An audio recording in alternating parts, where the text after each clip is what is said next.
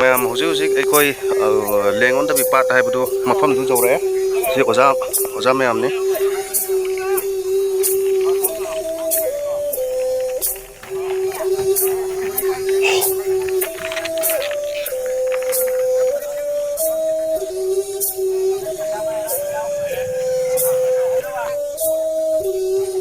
हाइफेट पाई मफम से मतमगी मतुंगिना अखोई दुम मचेत मचेत खरा खरा दुम खाइदोगा पिचारी कनो तौबगी मौंदा ओइरे angam angam pochai punare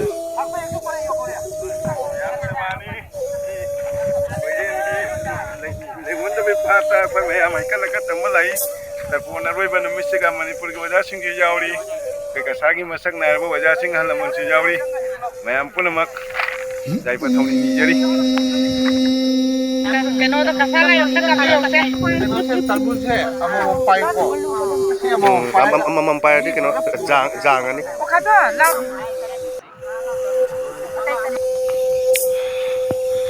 असे मेन ओइना अखोइना नहाना जंगभम थोकपनी मफम से खंगभम थोकपनी अदो खोई मफम से ngasi खंगदब कौबनिना अखोइना केनो तौरे जाम लाइबक फबा ngasi gi दिन सिगा अखोई लेंगोन दबि पाट उबगी तांजा अमा fungi ngasi jengminasi ngasi kamaina tौबा Langone दबि पाट हाइबदु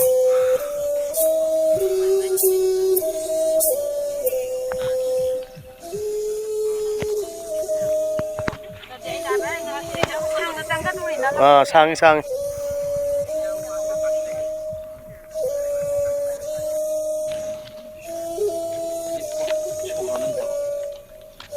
अजी भाई की फोटो यावेरा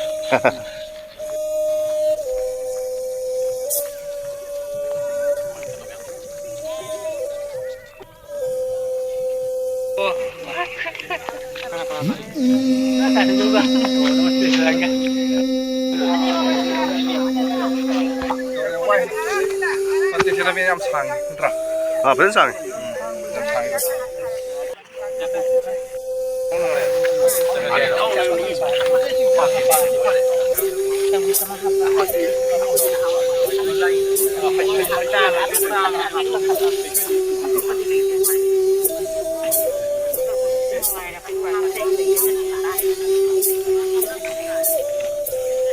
अखोई ओजा से अना मसक से उइगुम तौरे दुम खंगबा हाइतारे अदो कदाइदा कमाइना उगिबनो अंतंग ताकपिरो केनोने जे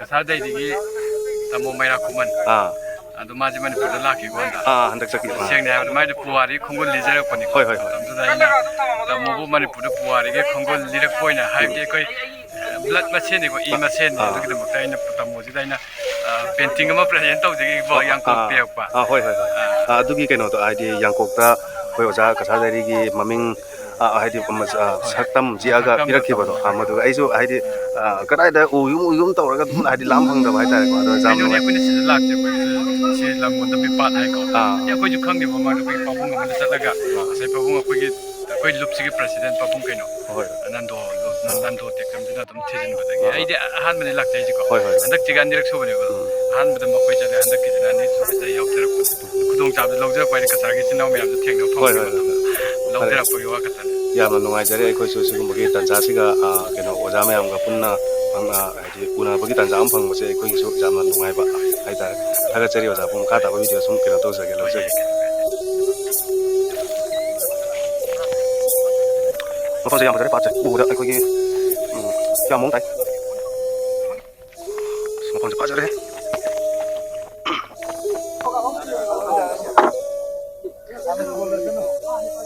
Jadi mamang ni pilo. Ahan jadi mamang.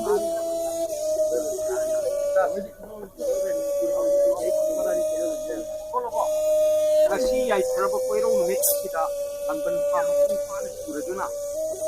Suradun numit ay kita magkakasuhay na pangaram liba. Kasi na kasi ay na pwede ay terba koiro panggan. Ay terba kung kasi na lamden kasma liba kasi na dalay sa na liba. Sana sushi amati lamden na liba Manipur ki lagi na sana ibesing na. Kasalam na masih lagi liba. Yang untuk di part yang ꯇꯔꯦꯠ ꯂꯥꯛꯈꯤꯗꯒꯤ ꯍꯧꯔꯒ ꯉꯁꯤ ꯐꯥꯎꯕꯒꯤ ꯃꯅꯨꯡꯗ ꯂꯩꯕꯥꯛꯀꯤꯗꯃꯛꯇ ꯊꯋꯥꯏ ꯊꯥꯕꯤꯈ꯭ꯔꯕ ꯊꯧꯕꯁꯤꯡ ꯑꯗꯨꯒꯤ ꯃꯐꯝꯗ ꯁꯍꯔ ꯂꯩꯕꯥꯛꯀꯤ ꯃꯆꯥꯅꯁꯨꯁꯤꯡ ꯑꯃꯗꯤ ꯃꯅꯤꯄꯨꯔꯗꯒꯤ ꯂꯥꯛꯄ ꯃꯆꯥꯅꯁꯨꯁꯤꯡ ꯑꯣꯏꯕ ꯑꯩꯈꯣꯏꯅ ꯂꯥꯡꯕꯟ ꯆꯔꯥ ꯇꯝꯕ ꯑꯃꯗꯤ ꯂꯥꯡꯕꯟ ꯍꯩꯁꯣꯏ ꯇꯝꯖꯔꯤꯕ ꯑꯁꯤꯗ ꯑꯊꯧꯕꯁꯤꯡꯒꯤ ꯊꯋꯥꯏ ꯃꯦꯔꯦꯜꯅ ꯑꯊꯣꯏꯕꯁꯤꯡꯅ ꯇꯔꯥꯝ ꯇꯔꯥꯝ ꯂꯧꯕꯤꯗꯨꯅ ꯅꯆꯥꯅꯁꯨꯁꯤꯡꯕꯨ ꯀꯞꯌꯥꯡꯕ ꯇꯝꯌꯥꯡꯕ ꯑꯃꯗꯤ ꯇꯪꯗꯨ ꯂꯩꯇꯥꯕ ꯄꯤꯕꯤꯔꯝꯃꯨ ꯑꯃꯗꯤ ꯑꯄꯨꯟꯕꯒꯤ ꯄꯥꯡꯒꯜ ꯁꯥꯒꯠꯄ ꯉꯝꯍꯟꯕꯤꯌꯨ ꯍꯥꯏꯅ ꯂꯥꯡꯕꯟ ꯍꯩꯁꯣꯏ ꯇꯝꯖꯔꯤꯌꯦ ꯇꯝꯖꯔꯤꯕ ꯅꯆꯥꯅꯁꯨ ꯑꯣꯏꯕꯁꯤꯡꯅ ꯄꯥꯡꯊꯣꯛꯆꯔꯤꯕ ꯍꯩꯁꯣꯏ ꯇꯝꯕꯒꯤ ꯊꯧꯔꯝ ꯑꯁꯤꯗ ꯑꯩꯈꯣꯏꯒꯤ ꯂꯥꯟꯈꯤꯕ ꯌꯥꯎꯔꯒꯁꯨ ꯄꯪꯖꯔꯕ ꯅꯆꯥꯅ ꯅꯥꯏꯁꯤꯡꯒꯤ ꯈꯟꯅ ꯉꯥꯛꯄꯤꯔꯝꯃꯨ ꯍꯥꯏꯅ ꯉꯥꯡꯂꯧꯅ ꯈꯨꯌꯥ ꯊꯝꯕꯥꯜ ꯂꯩꯀꯥ ꯃꯥꯟꯕꯁꯤꯡ ꯉꯁꯤ ꯍꯥꯏꯕ ꯅꯣꯡꯁꯤꯗꯒꯤꯗꯤ ꯂꯝꯂꯦꯟ ꯀꯁꯥꯔ ꯂꯝꯗꯝꯗ ꯑꯃꯗꯤ ꯃꯅꯤꯄꯨꯔꯗ ꯂꯩꯔꯤꯕ ꯁꯅꯥꯏ ꯇꯔꯦꯠꯀꯤ ꯃꯆꯥ ꯃꯁꯨꯁꯤꯡ ꯃꯩꯇꯩ ꯐꯨꯔꯨꯞꯀꯤ ꯌꯥꯏꯐꯕ ꯍꯥꯏꯕꯗꯨ ꯊꯤꯃꯤꯟꯅꯔꯁꯤ ꯃꯌꯥꯝ ꯄꯨꯝꯅꯃꯛꯇ ꯑꯃꯨꯛꯇꯪ ꯑꯣꯏꯔꯁꯤ ꯍꯥꯏꯅ ꯈꯨꯝꯕꯤꯌꯨꯀꯣ ꯉꯁꯤ ꯍꯥꯏꯕ ꯅꯨꯃꯤꯠꯁꯤꯒꯤꯗꯤ ꯃꯩꯇꯩ ꯍꯥꯏꯕ ꯐꯨꯔꯨꯞꯁꯤꯒꯤ ꯌꯥꯏꯐꯕ ꯑꯣꯏꯔꯁꯤ ꯉꯁꯤ ꯍꯥꯏꯕ ꯅꯨꯃꯤꯠꯇꯒꯤ ꯃꯩꯇꯩ ꯐꯨꯔꯨꯞ ꯑꯁꯤ ꯌꯥꯏꯐꯕ ꯑꯣꯏꯔꯁꯤ ꯉꯁꯤ ꯍꯥꯏꯕ ꯅꯨꯃꯤꯠ ꯑꯁꯤꯗꯒꯤ ꯃꯩꯇꯩ ꯐꯨꯔꯨꯞꯀꯤ ꯌꯥꯏꯐꯕ ꯍꯥꯏꯕꯗꯨ ꯑꯣꯏꯔꯁꯤ ꯌꯥꯔꯦ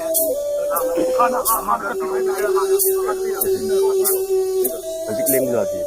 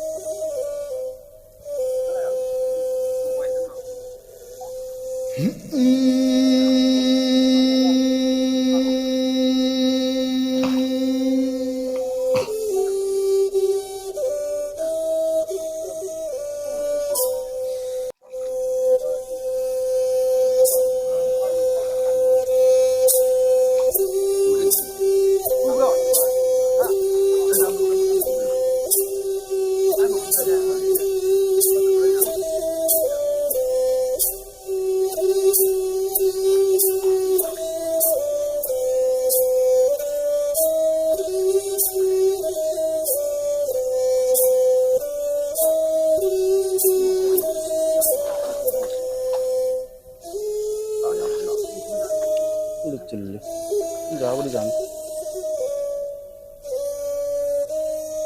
군다로. 군다가 아니.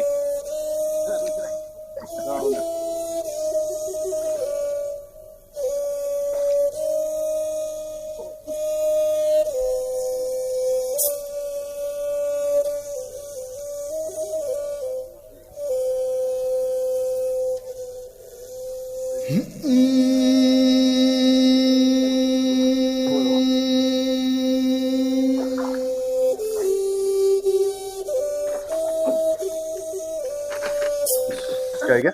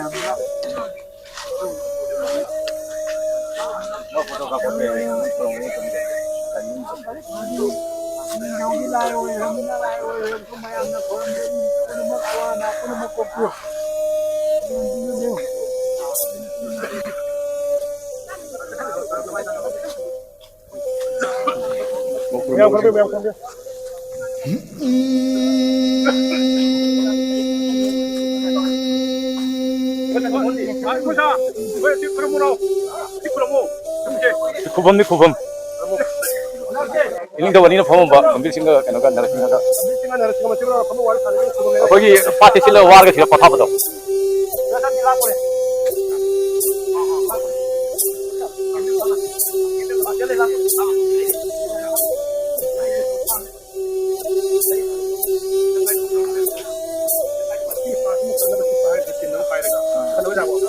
Matam dun na ne.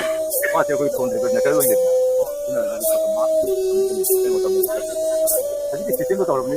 Hoy, matutulita.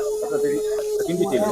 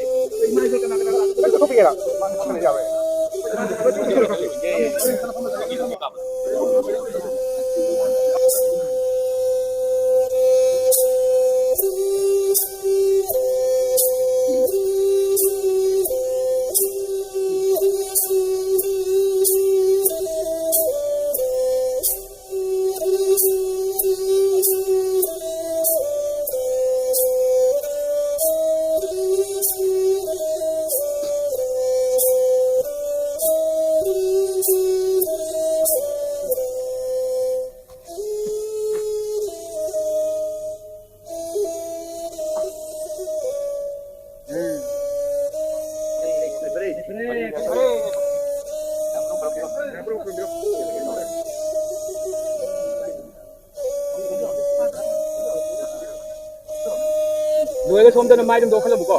그런다.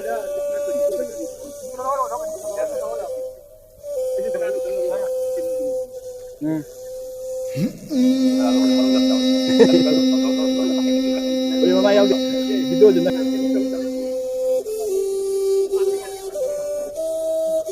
어제 돈이 로비다 지금. 내가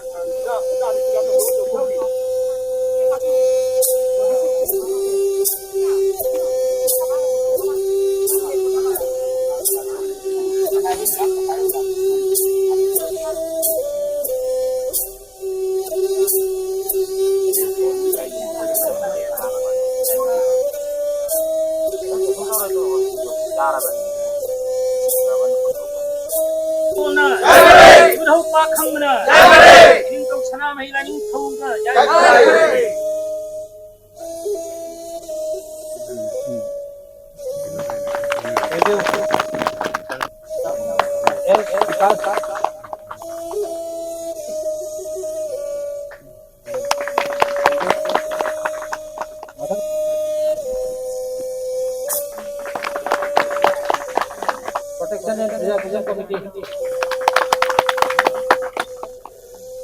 Thank you.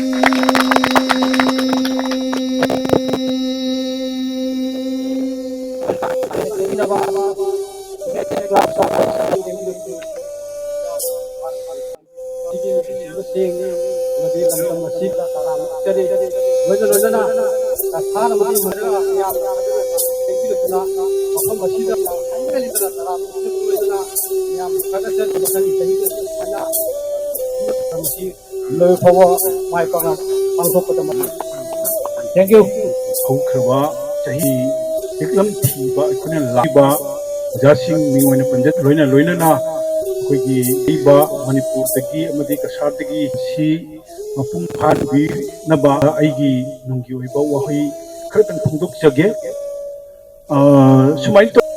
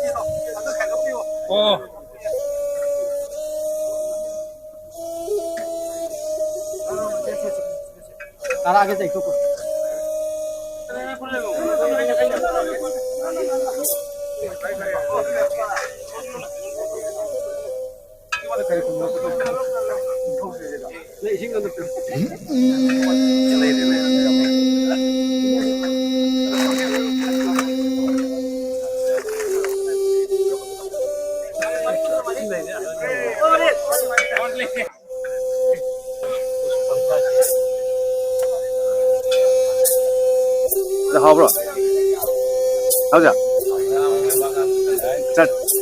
Cari gitu wanga kan uji nyo jai mo. Sabe ngang baga. Itu kan juga mesti ya. Balik ko na. Balik.